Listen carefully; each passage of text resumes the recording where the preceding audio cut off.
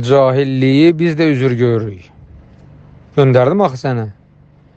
Cahillik üzürdürmü? Dərsinə qulaq as, cahilliyi biz də üzür görürük. Burada söhbət cahillikdən getmir.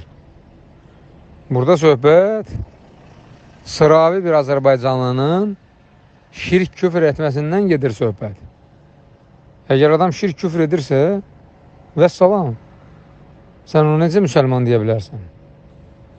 Ahirətdə əbədi cəhənnəmə düşəcəyinə barədə heç nə demirik biz. Ona hökm vermirik, bizim ixtiyarımız satmır. O artıq qalır Allahın istəyi altında. Fitrət əhlidir.